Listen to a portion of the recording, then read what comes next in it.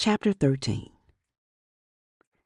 If a prophet or one who foretells by dreams appears among you and announces to you a sign or wonder, and if the sign or wonder spoken of takes place, and the prophet says, "Let us follow other gods, gods you have not known, and let us worship them," you must not listen to the words of that prophet or dreamer.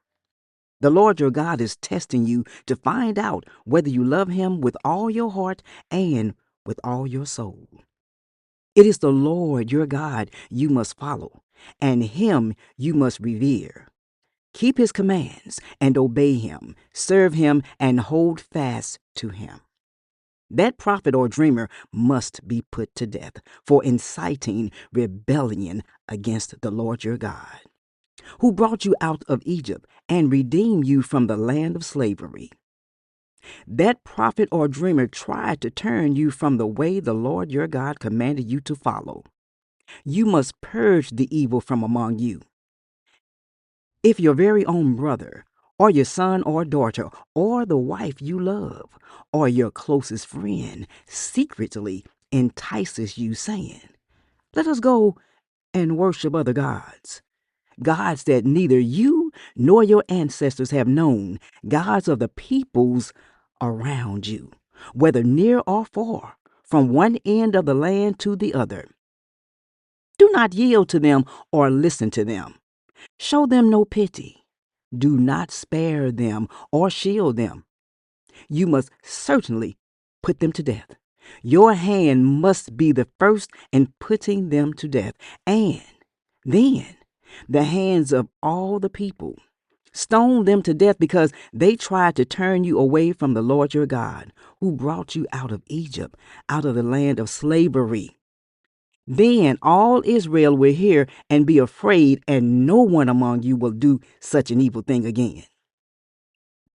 If you hear it said about one of the towns the Lord your God is giving you to live in, that troublemakers have arisen among you and have led the people of your town astray, saying, "Let us go and worship other gods, gods you have not known," then you must inquire, probe, and investigate it thoroughly. And if it is true, and it has been proved that this detestable thing has been done among you, you must certainly put to the sword all who live in that town. You must destroy it completely, both its people and its livestock. You are to gather all the plunder of the town into the middle of the public square and completely burn the town and all its plunder as a whole burnt offering to the Lord your God. That town is to remain a ruin forever, never to be rebuilt, and none of the condemned things are to be found in your hands. Then the Lord will turn from his fierce anger, will show you mercy, and will have compassion on you. He will increase your numbers as he promised on oath to your ancestors, because you obey the Lord your God by keeping all his commands that I am giving you today and doing what is right in his eyes. Chapter 14. You are the children of the Lord your God. Do not cut yourselves or shave the front of your heads for the dead, for you are a people holy to the Lord your God. Out of all the peoples on the face of the earth, the Lord has chosen you to be his treasured possession. Do not eat any detestable thing. These are the animals you may eat: the ox, the sheep, the goat, the deer, the gazelle, the roe deer, the wild goat, the ibex, the antelope, and the mountain sheep. You may eat any animal that has a divided hoof and that chews the cud. However, of those that chew the cud or that have a divided hoof, you may not eat the camel, the rabbit, or the hyrax. Although they chew the cud, they do not have a divided hoof. They are ceremonially unclean for you. The pig is also unclean. Although it has a divided hoof, it does not chew the cud. You are not to eat their meat or touch their carcasses. Of all the creatures living in the water, you may eat any that has fins and scales. But anything that does not have fins and scales, you may not eat. For you, it is unclean. You may eat any clean bird, but these you may not eat: the eagle, the vulture, the black vulture, the red kite, the black kite, any kind of falcon, any kind of raven, the horned owl, the screech owl, the gull, any kind of hawk, the little owl, the great owl, the white owl, the desert owl, the osprey, the cormorant, the stork, any kind of heron, the hoopoe, and the bat. All flying insects are unclean to you. Do not eat them. But any winged creature that is clean you may eat. Do not eat anything you find already dead. You may give it to the foreigner residing in any of your towns, and they may eat it, or you may sell it to any other foreigner. But you are a people holy to the Lord your God. Do not cook a young goat in its mother's milk. Be sure to set aside a tenth of all that your fields produce each year. Eat the tithe of your grain, new wine, and olive oil, and the firstborn of your herds and flocks in the presence of the Lord your God at the place he will choose as a dwelling for his name, so that you may learn to revere the Lord your God always.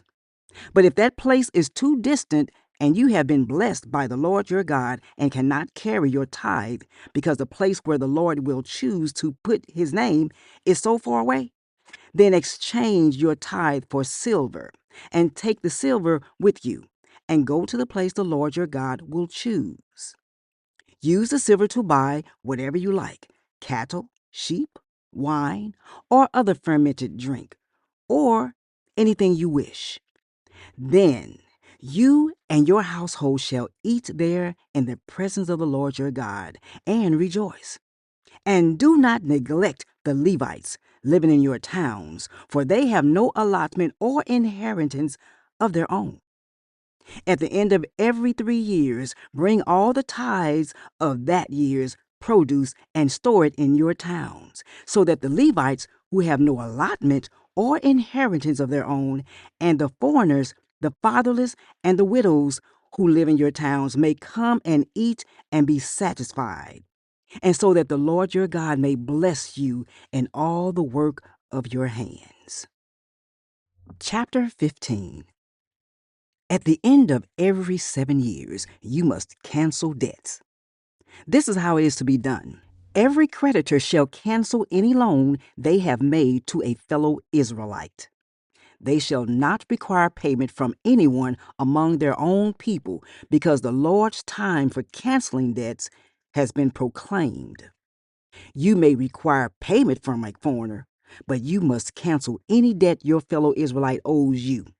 However, there need be no poor people among you, for in the land the Lord your God is giving you to possess as your inheritance, he will richly bless you, if only you fully obey the Lord your God and are careful to follow all these commands I am giving you today.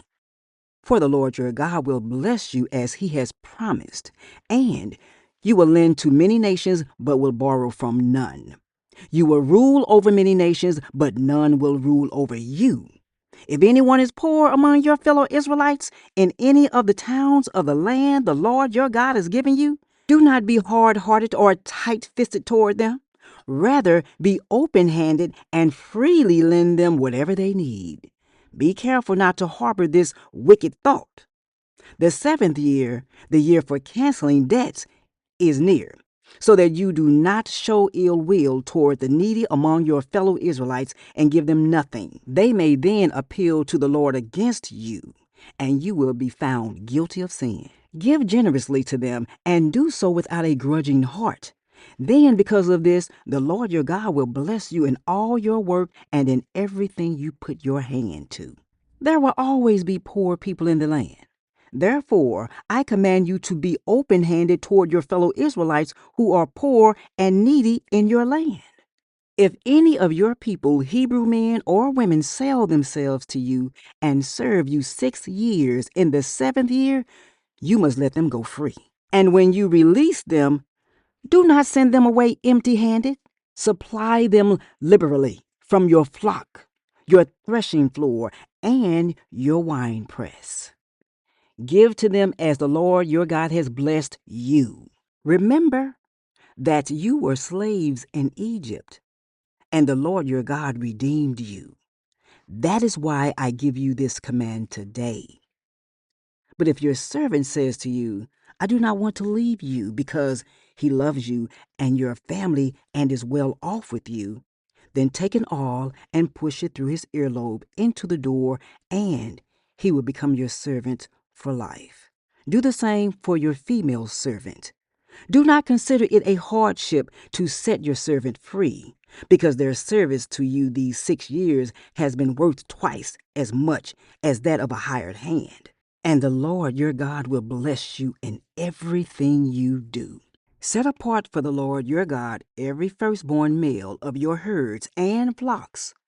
Do not put the firstborn of your cows to work, and do not shear the firstborn of your sheep. Each year, you and your family are to eat them in the presence of the Lord your God at the place he will choose.